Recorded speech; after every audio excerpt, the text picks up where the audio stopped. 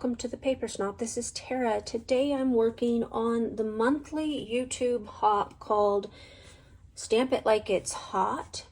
We also have a group of ladies who participate only on Instagram. I will have all that information listed below, as well as the 2024 playlist for Stamp It Like It's Hot. This is a monthly hop, and our technique for the month of July is to stamp a frame around a photo. And so I have pulled out some of my May Counterfeit Kit challenge blog kit. I moved during the month of May and I didn't get to participate for June. It was just too soon. We were actually driving from Kentucky to our new home in Colorado during the first weekend of May when this hop would have went live, and I just didn't have enough organization to put one out in May. So I'm back for the month of July and I have a photo of myself. This photo was taken probably in March or April of 2017.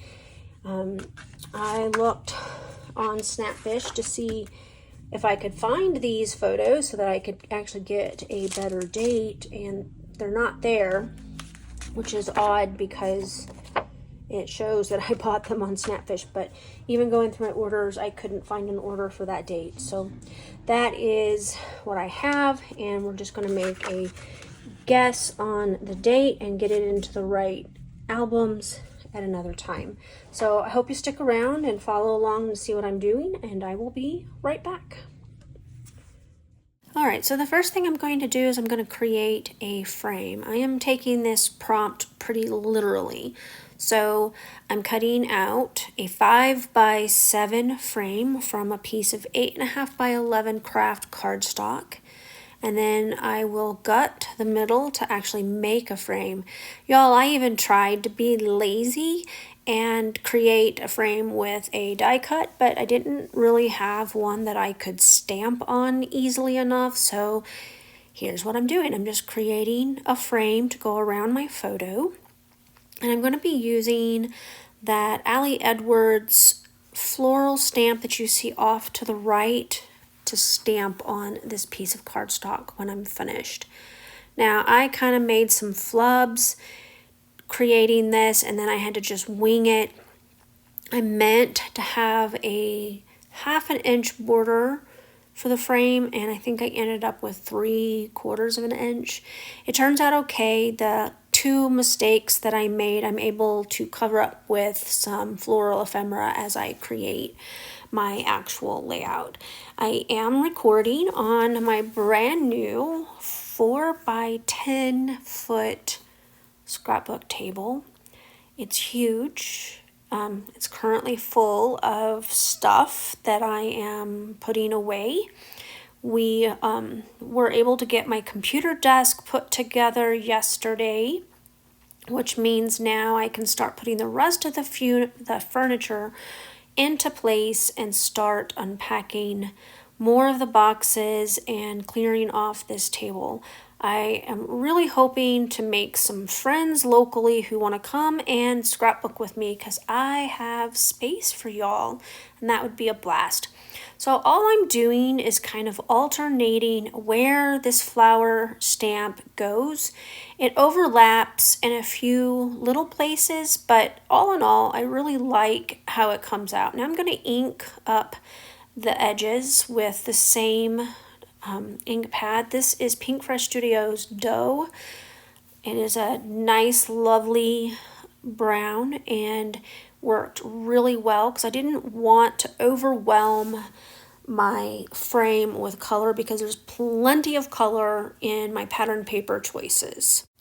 So I just cut off the branding strip to my coconut swirl cardstock, and I'm going to start layering up these pattern papers. I believe I mentioned that the pattern papers came from my May 2024 Counterfeit Kit Challenge blog kit, and I'm going to trim down this green floral piece, which I believe is a Simple Stories piece, but it's going to end up being 10x10.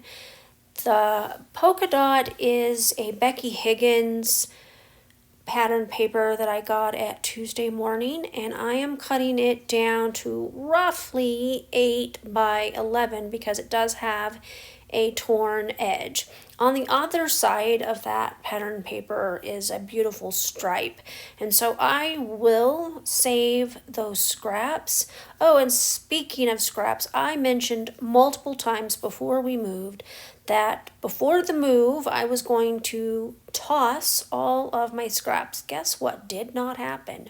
Nope, didn't toss the scraps. So I still have them, and for those of you who were appalled, I still have them, so no worries. I haven't found them yet in the unpacking process, but they're there somewhere in a box. Anyway, I just thought that was kind of funny. Some of my embellishments came from my May counterfeit kit, and some came from my October counterfeit kit. I have combined these two kits a couple of times here on my channel just because some of the colors are very similar.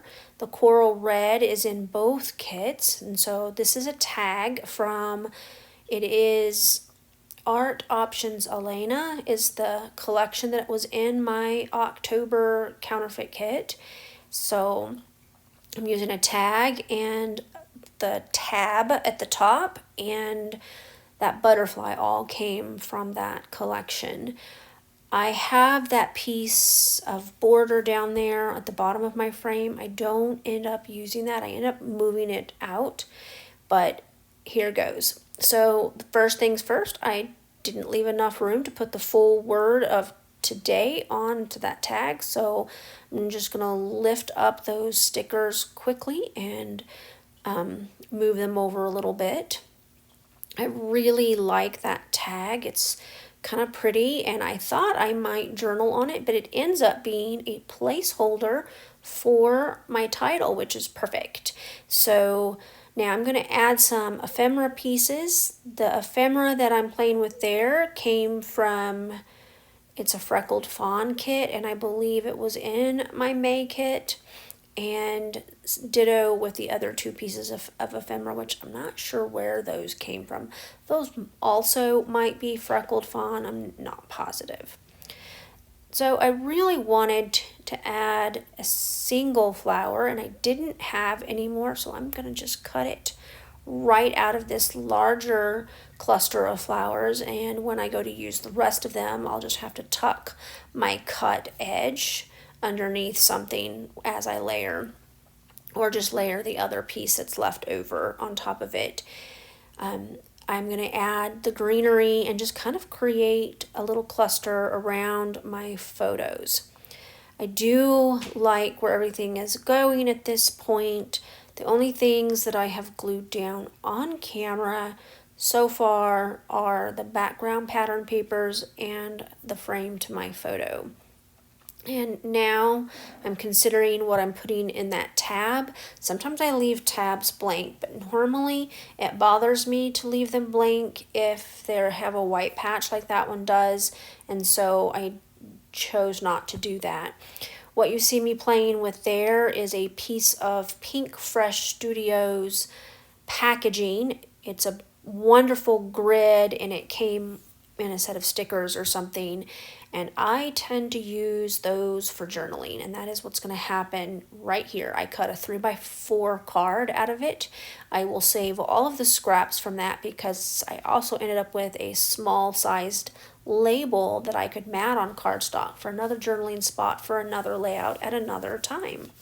So I think I like the placement of everything at this point. I'm moving things around just a tad to make my title kind of stand alone, but be a little bit more effective. You saw me put a stamp on top of that tab up there at the top. I'm going to remove it now because I remembered that I pulled this Teresa Collins sticker book from my May counterfeit kit, and I'm going to pull a little black tab that says "Love This," and it's going to cover up all of that white spot, which makes me super happy. I think after that, I find a heart in the sticker book.